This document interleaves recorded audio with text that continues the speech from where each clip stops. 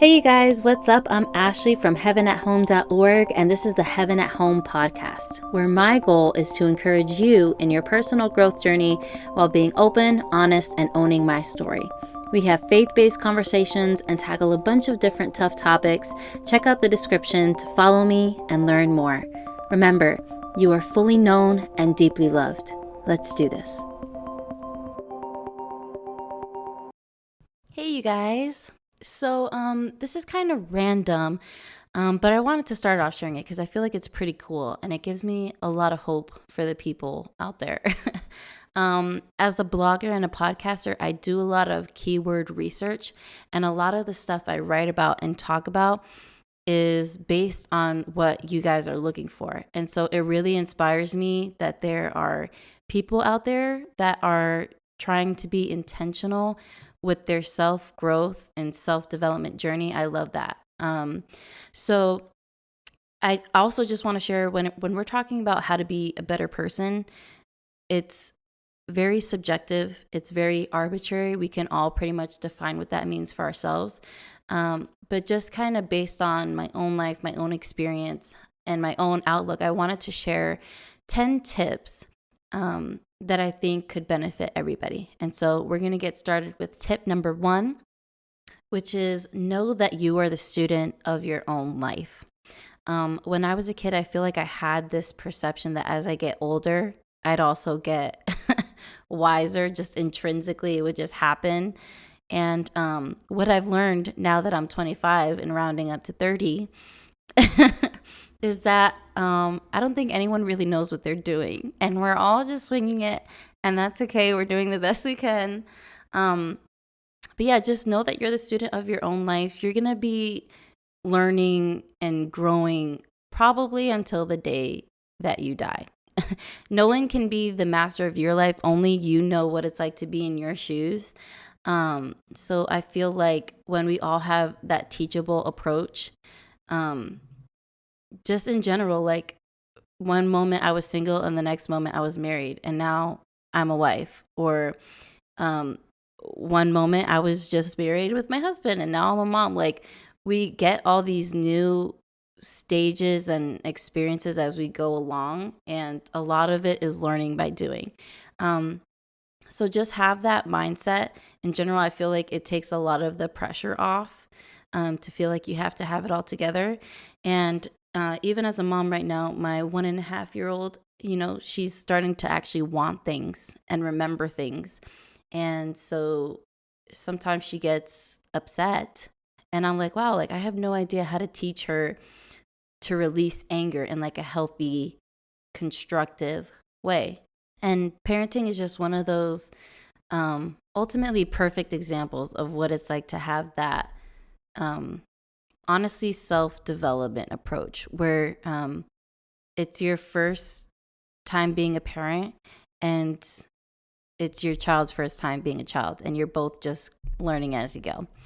My second tip for you guys is to own your story. I feel like it's very trendy to say that, and but a lot of times people don't actually know what that means. And so I want to kind of dive into that. When you're owning your story, you're not comparing yourself to others. And I briefly touched on this tip in my previous podcast about getting your hopes up.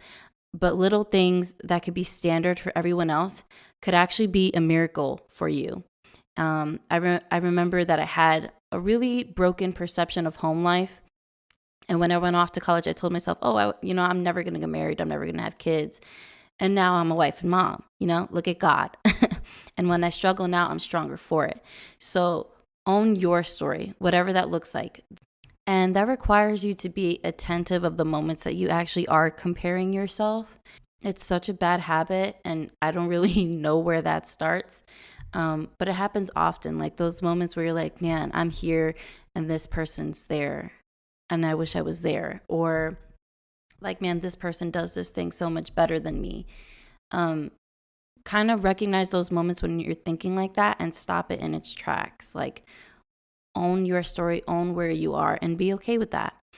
My next tip is to have your legacy in mind. if you're on this journey with me, you know that your today is better than your yesterday, and all the positive changes you're making are setting the foundation for a better tomorrow for you, for your children, for your children's children. And I feel like more people should be future oriented in that way. And that's not to say that it's not important to be present, because it is. There's this quote that says, begin with the end in mind.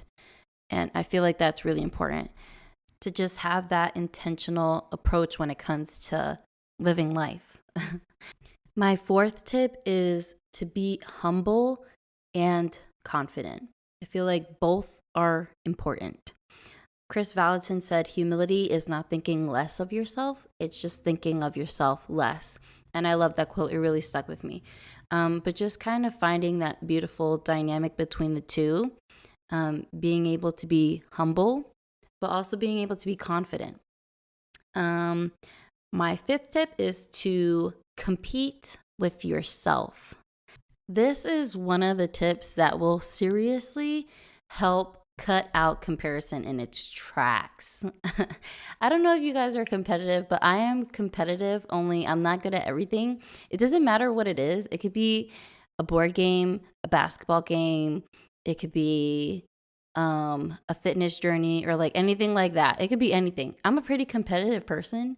But what I've noticed is that when I lose, it does something. It does something to my soul, and it's hard. It's hard to take on.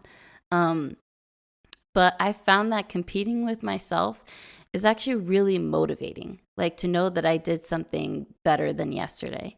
And I'm going to use working out as an example, because it's the easiest example to share. But let's say I work out for 10 minutes today. My goal would be to work out for 15 minutes tomorrow, and then like steadily increase that, so that every day I'm doing better and better. And I actually like keeping track of that stuff. Writing stuff down, seeing my progress is actually really inspiring. So that might be something that helps you guys too. But I think it's useful for everybody. Like, even if you're the best and you win at everything, to compete with yourself and challenge yourself is really awesome too. My next tip is my sixth tip, which is normalize your flaws. Normalize your flaws, especially while you're working through them, and be okay with apologizing. You don't have to be perfect. You don't have to have it together all the time.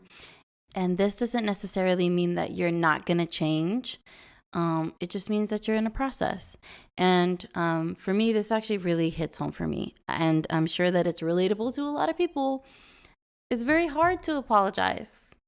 But I think the more we practice that, the better we are and our loved ones are for it. I actually found this woman. Her name is Amanda, and I found her on TikTok, and now I follow her on Instagram. And I think you can find her at After Hours with Amanda. She said, apologies matter and egos don't. And that is just a mic drop quote right there. And I feel like it's actually kind of, I don't know, I feel like it's just good practice to get into the habit of apologizing when you know that you've messed up, and just be okay with that. Like, the more normal it is, the easier it's going to come, and it's not going to take like such a heavy emotional toll. Like, you can just apologize and that's it. My next tip, number 7, give 100% in everything you do. And depending on the day, your 100% could be as small as a penny or as big as a house. What matters is that in that moment, in that role, you gave it your all. That's what matters. And tip number 9, value the people in your life.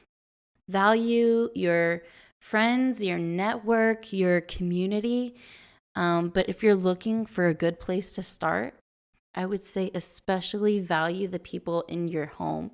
Prioritize them, love on them, listen to them, surprise them, honor them, forgive them, all that stuff. Place value in the relationships that you have and foster and steward those well. My 10th and final tip is to make a difference where you are. Be generous, acknowledge what your values are, what your values look like. They don't have to be the same for everybody. Some people might like giving food to the homeless. Others might like giving money to charities. Some people are very hospitable and like inviting people into their homes. Some people like helping startups or like donating their services. Whatever it looks like for you, do that. And again, don't get stuck in the comparison trap and think that you have to serve your community a certain way. Find the way that matches you, your values, your talents, your gifts, and make a difference where you are. So those are some of my top tips to equip you and inspire you in trying to be a better person. I think when we're talking about this, it can be very abstract. It can be very subjective. And I think that's great because then everyone can just apply all this information in their own way to their own life. But I also wanted to share a bit of a bonus because I think when we ask, how can I be a better person? What we're really asking is, how can I be a better person than I was yesterday? How can I be a better version of myself? And so to hone in on that and make it more real, make it concrete, I just wanted to share some descriptive words that I think give me at least a clearer version of the person that I want to be. When other people are describing me, I would like to describe me using this kind of language. Like these are goals. So for me, I want to be able to love long and love well. That includes loving others, but it also includes loving myself. I want to be happy, but even more than that, I want to have joy. And joy is one of those things that's like a bit more constant than happiness. I want to have peace. I don't want to be stressed out all the time. I want to be known for being like a peaceful person. I want to be patient, gentle, kind with others, with the ones I love. But I also want to practice that self-talk and be kind to myself, be gentle with myself, be patient with myself, all of that. I want to keep track of what's going on in my heart and my mind, and I want to make sure that it's good. I want to make sure that my intentions and my behaviors are good. I want to be faithful to myself, to my family, to my commitments, to my ambitions, to my morals, to my values, but also to my faith. And I want self-control. I want to be wise with my actions, wise with my decisions, and I want to practice discernment. So you guys can adopt any of those that resonate with you. I hope that this made you feel more empowered in your self-growth journey. I hope that after all this, you know that it's possible for you. And just take things one step at a time. Don't overwhelm yourself trying to do everything all at once. Thank you guys so much for listening. Feel free to DM me to send me your feedback. Check out the description below to follow me on social media. This podcast is listener supported. Don't forget to subscribe. Remember, you are fully known and deeply loved. I'll see you in the next one.